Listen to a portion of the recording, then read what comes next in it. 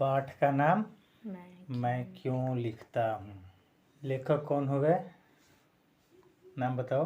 अज्ञेय सुमित अज्ञेय। पूरा नाम सच्चिदानंद सच्चिदानंद हीरानंद वात्स्यायन वात्स्यायन अज्ञेय। अज्ञेय। फिर से बोलो। सच्चिदानंद हीरानंद वात्स्यायन अज्ञेय। देखो इनका जन्म जो है 1911 ईस्वी में उत्तर प्रदेश के देवरिया में, वही देवरिया देवराहा बाबा का धाम। देवराहा बाबा कौन? देवराहा बाबा को कलयुग में ईश्वर का अवतार माना जाता था, समझ गई। देवरिया जिला है, ठीक है। देवरिया जिला के कसिया कुशीनगर इलाके में हुआ। कब? 1911 ईस्वी में। किस राज्य में? उत्तर प्रदेश में। किस जिला में? देवरिया। देवरिया में, ठीक है। कुशीनगर इलाका है। इनकी प्रारंभिक शिक्षा जो है जम्मू कश्मीर में हुई और बीएससी लाहौर से। 1911 ईस्वी में इनका जन्म हुआ ना, तो हिंदुस्तान 1947 में आज़ाद हुआ। 1947 में आज़ाद हुआ, इसके बाद ना बंटवारा हुआ। तो उस समय तक पाकिस्तान क्या था? हिंदुस्तान का अंश था। तो इसलिए इनका लाहौर, माने आज वर्तमान में कहाँ हुआ वो? पाकिस्तान में। साहित्य और पत्रकारिता को पूर्णतः समर्पित अज्ञेय ये देश विदेश की कई यात्राएं की। लहासा की ओर पड़ी थी। तिब्बत। किसका लिखा हुआ है, याद करो तो, किसका लिखा हुआ है? राहुल सांकृत्यायन। राहुल सांकृत्यायन। तो ये लोग यात्रा भी करते थे ना, तो यात्रा घूमने के लिए नहीं करते थे, यात्रा करने के पीछे भी खास उद्देश्य होता था। उस जगह के बारे में जानना, पहचानना, जानना, समझना, उसके बारे में लिखना और वैसे लोगों को बताना जो वहाँ नहीं गए हैं, पढ़ के जान लें। यात्रा वृत्तांत का यही फायदा है ना। आज के जैसा कम्युनिकेशन नहीं ना था पहले। आज़ादी के बाद हिंदी कविता पर अज्ञेय का व्यापक प्रभाव है। कविता के अलावा उन्होंने कहानी, उपन्यास, यात्रा वृत्तांत, निबंध, आलोचना आदि अनेक विधाओं में लेखन किया है। इनकी प्रमुख रचनाओं में भग्नदूत, चिंता, अड़ी ओ करुणा, प्रभामय, इंद्रधनु रौंदे हुए थे, आंगन के पार, द्वार, काव्य संग्रह, शेखर, एक जीवनी, नदी के द्वीप, उपन्यास, विपथगा, शरणार्थी, जयदोल, कहानी संग्रह, त्रिशंकु, आत्मभेद, निबंध, अरे यायावर रहेगा याद, यात्रा वृत्तांत। यायावर मतलब जानती है क्या होता है? नहीं। खाना बदोश जानती है? बंजारा सबको देखी है? देखे नहीं लेकिन जानते हैं। हाँ, तो उसका अपना घर द्वार कहीं कभी यहाँ कभी वहाँ, ठीक है, एक जगह स्थिर लोग नहीं रहता है। अज्ञेय द्वारा संपादित तार सप्तक सहित 4 सप्तकों का समकालीन हिंदी कविता के इतिहास में महत्वपूर्ण स्थान है। साहित्य अकादमी एवं ज्ञानपीठ पुरस्कार सहित अज्ञेय को अनेक राष्ट्रीय अंतर्राष्ट्रीय पुरस्कारों से भी पुरस्कृत किया गया है। सन 1987 में उनका देहावसान हुआ। बौद्धिकता की छाप अज्ञेय के संपूर्ण लेखन में मिलती है। अब आओ पाठ पर, मैं क्यों लिखता हूँ। तो इसमें कोई भी रचना किसी भी रचनाकार के द्वारा लिखी जाती है तो आखिर उसके पीछे कोई ना कोई वजह होगी, तभी वो लिखता होगा। तो कुछ कारण पर चर्चा शुरू में किया गया है इस पाठ में। उसमें लेखक ने बताया है कि कोई किसी के आग्रह पर लिख देता है, दबाव में आकर के लिख देता है, स्वेच्छा से लिखता है, यही सब में बताया गया है। और व्यावसायिक फायदा के लिए लिखता है, फायदे के लिए लिखता है। अब है कि इसमें से कौन सा लेखन जो है वो अधिक प्रभावी होगा। दबाव में आके लिख रहे हैं वो, कि स्वेच्छा से लिख रहे हैं वो, या फिर किसी के आग्रह पे लिख रहे हैं वो, या पैसा कमाने के उद्देश्य से लिख रहे हैं वो। तो सबसे प्रभावी बताया है लेखक ने स्वेच्छा से। कि सबसे प्रभावी होगा जो लेखक अपने स्वेच्छा से लिखे। हालांकि हर साहित्यिक रचना जो होती है ना, उसमें कल्पना जरूर होता है, कल्पना के आधार पर लिखा जाता है, लेकिन उसमें भी स्वेच्छा से जो हम लिखते हैं, किसी का दबाव नहीं है, कोई प्रेशर नहीं है, हमारा मन किया है हम लिख रहे हैं, अपनी क्षमता के अनुरूप, अपनी योग्यता के अनुरूप हम लिख रहे हैं। तो उसमें क्या है ना कि सच्चाई होती है। अब देखो यहाँ दो बात, कल्पना के आधार पर लिखना है, तो कल्पना क्या है? झूठ है। लेकिन कोई ना कोई सच्ची बात है, कोई ना कोई सच्ची घटना है, कुछ ना कुछ हम देखे हुए हैं, कुछ ना कुछ हमारे दिमाग पर असर डाला है, कोई सच्ची बात, जिसके चलते हम कल्पना के आधार पर जोर करके हम क्या कर रहे हैं, उसको आगे बढ़ा रहे हैं, चाहे और प्रभावी बनाने का प्रयास कर रहे हैं। इसमें सच्चाई है, वास्तविकता है। तो जिसमें सच्चाई है, जिसमें वास्तविकता है, वो लेखन क्या है? ज़्यादा प्रभावी है।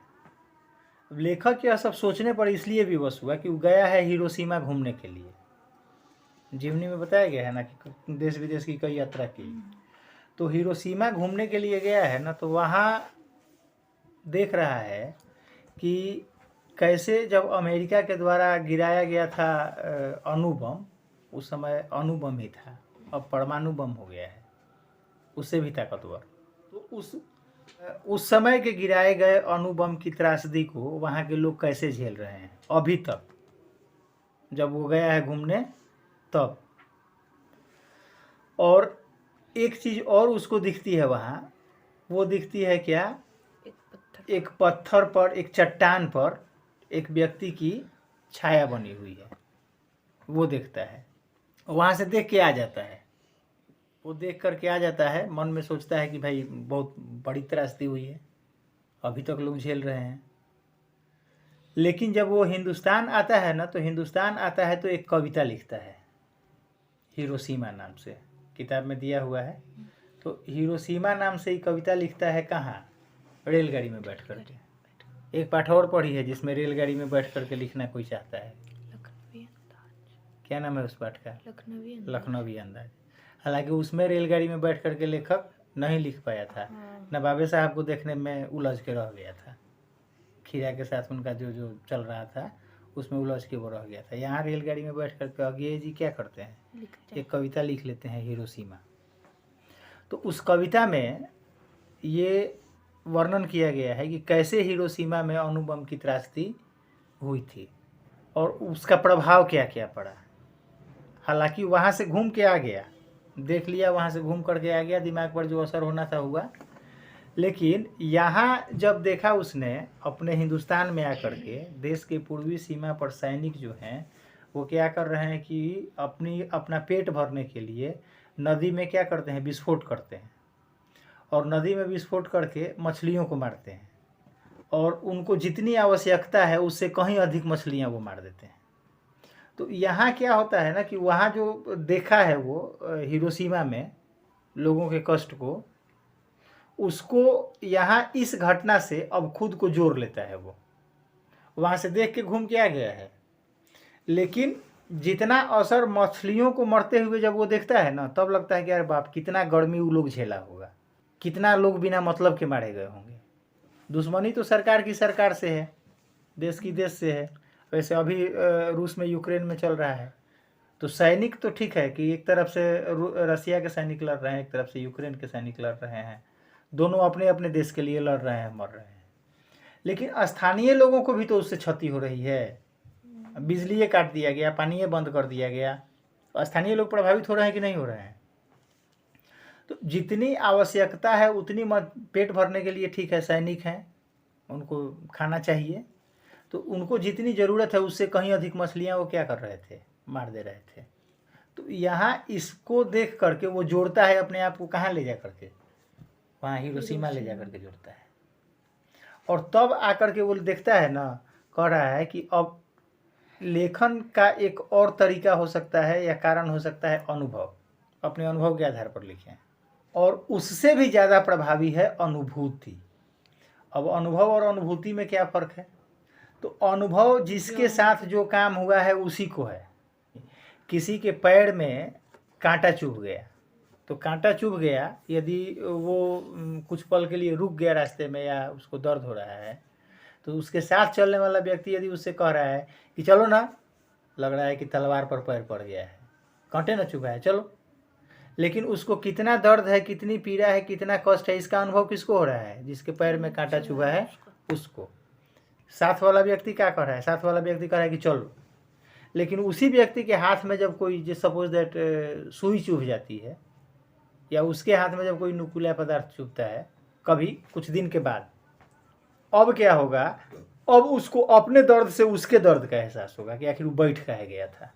तो यहाँ जो उसको हुआ ना, ये उसके हाथ में सुई चुभ गई, तो अब यहाँ इस दर्द का उसको अनुभव हो रहा है, लेकिन वो कांटे के दर्द या कांटे की पीड़ा को जब उसके दिमाग में जब वो आ रहा है, तो समझो कि वो उस कांटे के दर्द या पीड़ा की अनुभूति उसको हो रही है।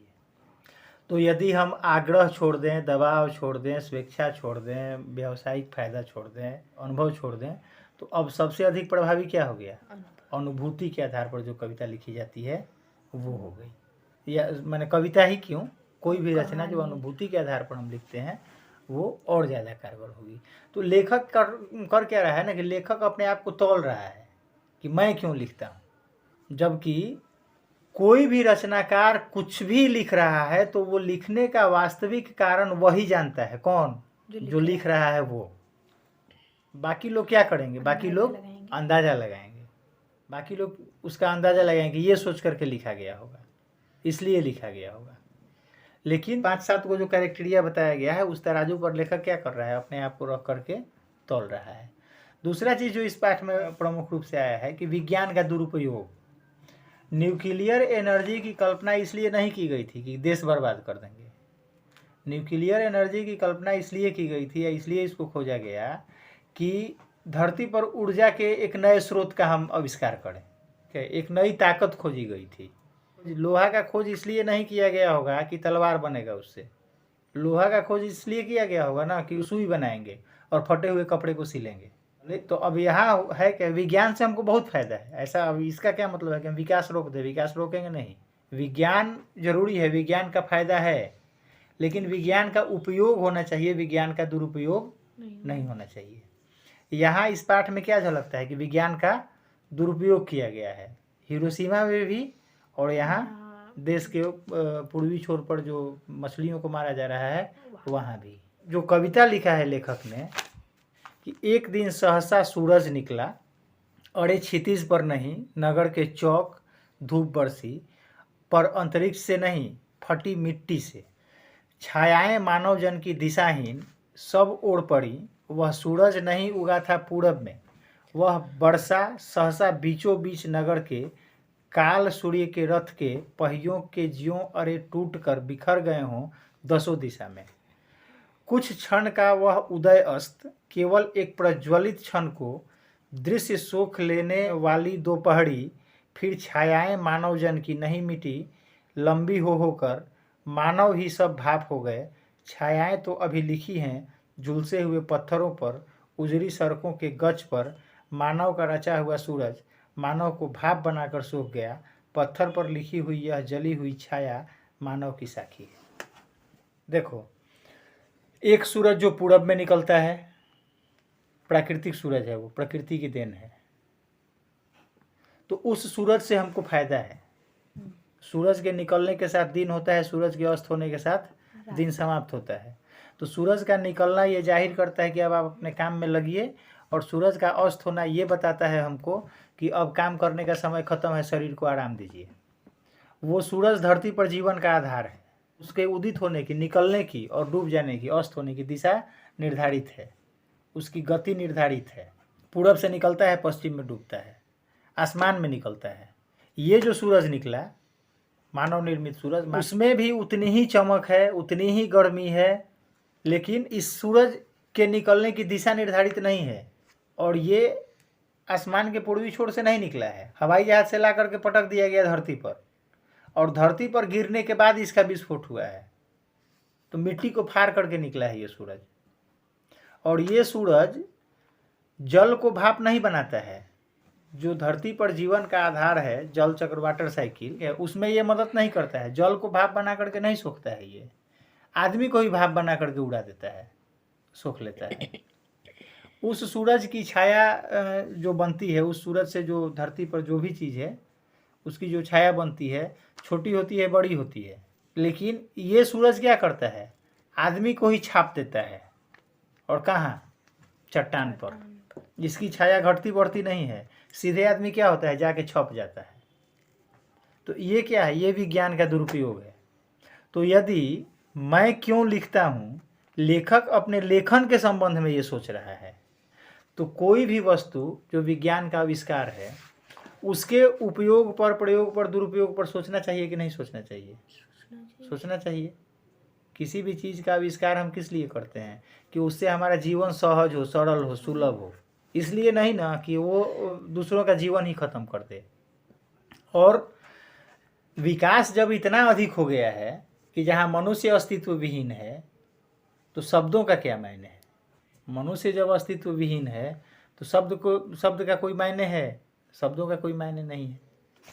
तो इसलिए देखो, लेखन जो है, अक्सर कहते हैं कि साहित्य क्या करता है, समाज को बदलता है। और साहित्य पर क्या होता है, समाज का असर दिखता है।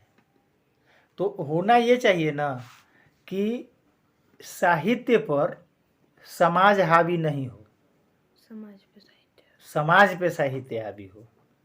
रचनाएं ऐसी होनी चाहिए जिससे यदि समाज में कोई नकारात्मकता फैली है, फैलने वाली है, तो उस पर विराम लगे, वो ख़त्म हो। और ये नहीं कि समाज में नकारात्मकता फैलाएं हम लिख करके। सारा खेल तो शब्दों का है। कबीर ने भी लिखा है, तुलसीदास ने भी लिखा है, और लोग भी लिख रहे हैं, लेकिन प्रभावी कौन है? जो कबीर और तुलसीदास ने लिखा। तो इन लोगों ने समाज को बदला।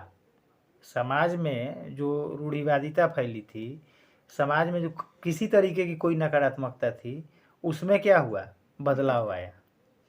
तो किसी को भी कुछ भी कर रहा है, सिर्फ लेखन के क्षेत्र में ही नहीं। यदि जैसे वो अटनही कविता में दे दिया कि अटनही कविता के माध्यम से क्या संदेश दिया गया है, तो यदि ये पूछा जाए, एक प्रश्न यदि आ जाए इसमें, मैं क्यों लिखता हूँ पाठ के माध्यम से क्या बताने की कोशिश की गई है, तो अलग अलग जगहों पे जोड़ के दिखा सकते हैं इसको कि हम कुछ भी करते हैं, हम लिख रहे हैं, कोई काम कर रहे हैं, कुछ भी कर रहे हैं, तो उसके पीछे हमारी सोच क्या होनी चाहिए? हमारी सोच भी सकारात्मक होनी चाहिए, और उससे देश का कितना भला है, समाज का कितना भला है, अपना कितना भला है, सब सोच लेना होगा हमको। प्रश्न देखा जाए, लेखक के अनुसार प्रत्यक्ष अनुभव की अपेक्षा अनुभूति उनके लेखन में कहीं अधिक मदद करती है, क्यों? तो अभी बताए, अनुभव जिसके साथ जो घटना घटित हुई है उसको हुआ है। अनुभूति एक थर्ड व्यक्ति को हो रही है, वो थर्ड पर्सन है, तीसरा व्यक्ति है। तो उसको उसकी अनुभूति होगी तो वो मतलब उसके दुख के बारे में भी जान पाएगा, जो भी हो रहा है उसके बारे में जान पाएगा, अपने ऊपर रख। अपने ऊपर जब हम तो सोचेंगे ना, कहा जाता है ना कि अपने दिल से जानो पराये दिल का हाल। हमको पटक करके, माथा पर लात रख करके हमारे गर्दन पर कोई चाकू चलाए, यदि हम खाली सोच लें कि हमको कितना दर्द होगा या हमको कैसा लगेगा, तो कभी मुर्गा खाएंगे? कभी नहीं खाएंगे मुर्गा। बोलो, ढंग से यदि उस दर्द की अनुभूति हम कर लें, अनुभव कब होगा? अनुभव तो तब ना होगा। सपोज दैट हम नाखून काट रहे हैं, जिंदा पकड़ा गया, तो उस दर्द का या उस कटने का तो हमको एहसास हुआ, हमको अनुभव हुआ उसका। लेकिन अनुभूति वो चीज़ है, अनुभूति अनुभव से कहीं अधिक ज़्यादा प्रभावी है।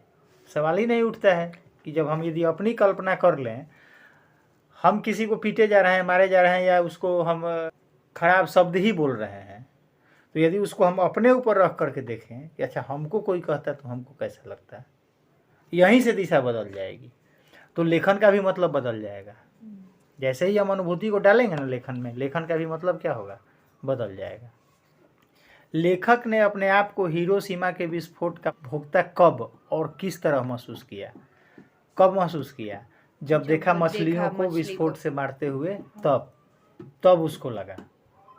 हिरोशिमा के विस्फोट के समय लेखक नहीं रहा होगा, लेकिन अपने आप को कब जोड़ करके देखा वो? जब उसने देखा मछलियों को मारते हुए, तब। मैं क्यों लिखता हूँ के आधार पर बताइए, लेखक को कौन सी बातें लिखने के लिए प्रेरित करती हैं? तो इसमें वही सब कुछ दिया हुआ है। दबाव है, आग्रह है, स्वेच्छा से है, फायदा के लिए है, अनुभव है, अनुभूति है। किसी रचनाकार के प्रेरणा स्रोत किसी दूसरे को कुछ भी रचने के लिए किस तरह उत्साहित कर सकते हैं। 2 एग्जाम्पल हम क्लास में दिए थे। तुलसीदास का रामचरितमानस बहुत बाद में लिखा गया। पहले क्या लिखा गया था? रामायण लिखा गया था वाल्मीकि के द्वारा। महाभारत बाद में रामधारी सिंह दिनकर ने रश्मि रथी लिखा। तो ये क्या है? किसी दूसरे की रचना से प्रेरित होकर के लिखी गई। कल हम लोग देख रहे थे इंडियन आइडियल देख रहे थे ना, तो उसमें वो जो राशि प्रोडक्शन के सूरज बड़जात्या बैठे हुए थे, तो बताया ना कि एक ट्रक के पीछे लिखा हुआ था तू चल मैं आई। कोई भी प्रोग्राम भी देखो तो ढंग से देखो।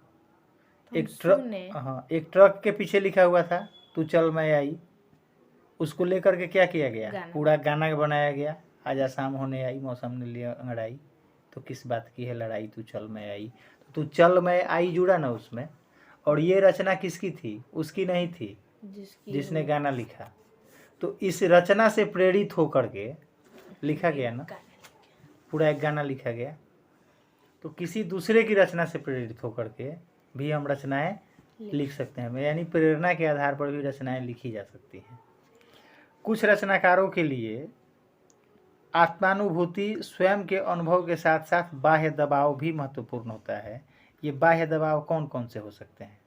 अब देखो, जरूरी नहीं है कि विद्यार्थी को कहा जाए कि क्वेश्चन का आंसर लिख के लाना है तभी वो लिखे।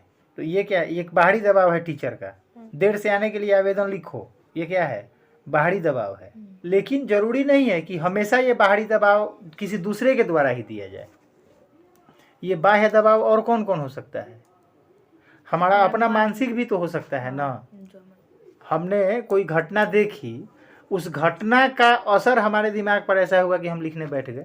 हमने कोई पाठ पढ़ा, स्वेच्छा से हम उसका उत्तर लिखने बैठ गए। स्वेच्छा से नहीं भी लिखे तो इसके लिए लिखने बैठ गए कि हमको एग्जाम देना है। तो ये क्या है? एक परीक्षा देना है, परीक्षा के लिए हम लिख रहे हैं। तो बाह्य दबाव है कि नहीं है? तो ऐसे और भी कई उदाहरण खोज करके लिखे जा सकते हैं बाह्य दबाव में। एक दूगो तुम लिखना, खोजने का प्रयास करना। क्या बाह्य दबाव केवल लेखन से जुड़े रचनाकारों को ही प्रभावित करते हैं या अन्य क्षेत्रों से जुड़े कलाकारों को भी प्रभावित करते हैं? कैसे? कलाकार लेखन से ही क्यों? कोई जरूरी है? नहीं। जैसे कोई पेंटिंग बनाता है तो वो दूसरे का देखा कि हाँ वो इतना अच्छा बनाया, तो हम फिर बनाने बैठ जाएंगे कि हम उससे भी अच्छा बनाएं। और दूसरे क्षेत्र में है कि नहीं है? लेखन के अलावा दूसरे क्षेत्र में हुआ ना ये। हिरोशिमा पर लिखी कविता लेखक के अंतः व बाह्य दोनों दबाव का परिणाम है। आप कैसे कह सकते हैं अंतः और बाह्य? तो अंदर से जब वो मछली वाला देख लिया तो अंतर मन से जोड़ लिया उसको। जब वो हिरोशिमा गया था तब वहाँ गया था तब तो उसको बना करके। हाँ, हिरोशिमा की घटना विज्ञान का भयानकतम दुरुपयोग है। भयानक नहीं, भयानक से भी भयानक। आपकी दृष्टि में विज्ञान का दुरुपयोग कहाँ कहाँ और किस तरह से हो रहा है? कई जगह हो रहा है विज्ञान का दुरुपयोग। जैसे कि फोन मतलब जब बना होगा तब ये सोचा गया होगा कि इससे लोगों को मदद मिलेगा। कई लोग इसे ठगी कर रहे हैं। हाँ, ठगी कर रहे हैं, दूसरे को ठग रहे हैं, दूसरे का फ्रॉड कर पैसे ले रहे हैं वगैरह वगैरह। एसी लगा लेना, बहुत ज़्यादा देर फ्रिज चलाना, जो हथियार हमने बनाए हैं फर्नीचर बनाने के लिए उससे पेड़ों को काट देना। फर्नीचर बनाने के लिए पेड़ तो काटना ही पड़ेगा। पेड़ काटना पड़ेगा। तो हमारे यहाँ प्रावधान था खाना बनाने के लिए भी यदि आपको लकड़ी चाहिए तो आप जंगल में घूमिए और जो पेड़ की सूखी टहनी नीचे गिरी है उसको एकत्रित करके खाना बनाइए। मान लीजिए जब इतना हाँ, भले आपको 5 किलोमीटर घूमना पड़े। आप देखिए रामायण महाभारत सीरियल, वो तो हम देखे, लेकिन अब जैसे पलंग बनाना है, सूखा हुआ पेड़, ये सब बनाना, सूखे हुए पेड़ से बनाइए। जो पेड़ सूख गए हैं, स्वतः सूख जो गए ना, उसको काटिए, उससे बनाइए। हमने बताया था ना क्लास में कि आज भी आबादी चाहे कितनी भी बढ़ गई है, प्रकृति के पास मनुष्य की हर जरूरत को पूरा करने के लिए संसाधन है। लालच को पूरा करने के लिए कोई संसाधन नहीं है। तो यदि आपको बिछावन चाहिए तो प्रकृति के पास है साधन। आपको सोने के लिए बिछावन वो देगी। हाँ, मतलब बिछावन देगा, आप चाहेंगे मोटा मोटा गद्दा पे सोने। तो हम क्या कह रहे हैं कि जरूरत सारी जरूरत पूरा कर देगा। प्रकृति तुम्हारी सारी जरूरत पूरा कर देगी, लालच नहीं। लालच के लिए क्या है, लालच के लिए अब उसको नुकसान पहुंचाना है। हाँ, तो नुकसान वो पहुंचाना है तो पहुंचा ही रहे हैं। वो पहुंचा ही रहे हैं। लेकिन वही कभी भूकंप आ गया, कभी बाढ़ आ गया, कभी सूखा बदला ले लेते। हाँ, तो प्रकृति अपना बदला भी ले लेती है। एक संवेदनशील युवा नागरिक की हैसियत से विज्ञान का दुरुपयोग रोकने में आपकी क्या भूमिका हो सकती है? ये आपकी क्या भूमिका है? हम क्या कर सकते हैं? क्या नहीं, करने के लिए तो बहुत कुछ किया जा सकता है। आंदोलन करेंगे, आंदोलन करेंगे। हम जहाँ जहाँ विज्ञान का दुरुपयोग करते हैं, कम से कम हम अपना ही रोक लेंगे या उसमें कमी ला देंगे। एक बात कहना चाहेंगे, हाँ जहाँ पे 133 करोड़ लोग विज्ञान का हाँ दुरुपयोग कर रहे हैं, हाँ। एगो हम करेंगे तो उससे क्या हो तो जाएगा? यही 133 करोड़ लोग सोचता है, एगो हम कर क्या होगा। लेकिन यही यदि 133 करोड़ लोग सोच ले कि अच्छा हम 5 मिनट के लिए अपना एसी बंद करते हैं, तो 133 करोड़ गुना 5 मिनट जोड़ लो, पर्यावरण को कितना फायदा हो गया उससे। ये पूरा देश जो है, कोई भी कंट्री है, यदि हमारे देश की आबादी 1 अरब 40 करोड़ है, 33 करोड़ है, 35 करोड़ है, तो हम भी उसका 1/, उतना पार्ट हैं। तो हर कोई यदि अपने थोड़ा बहुत भी कमी ला दे, तब हो सकता है। शहर का हर व्यक्ति ये सोच ले कि हम अपने दरवाजे के आगे साफ रखेंगे, कोनो गली गंदा नहीं दिखेगा। उसमें हर परिवार को सोचना क्या है कि हमारे घर का जो दरवाज़ा है ना, उसके आगे हम सड़क साफ रखेंगे। तो बाकी के लिए जैसे अब मेन रोड है, तो उसके लिए म्यूनिसिपैलिटी तो है ही, उस पर तो झाड़ू लगवाई करती है वो। लेकिन यदि हर गली का व्यक्ति सोच ले कि हमारे घर के आगे का साफ रहेगा, तो गंदा होगा, ऐसे ही सब साफ रहेगा। लेकिन हम करते क्या है कि हम उसको मान लेते हैं दूसरे का पार्ट ना।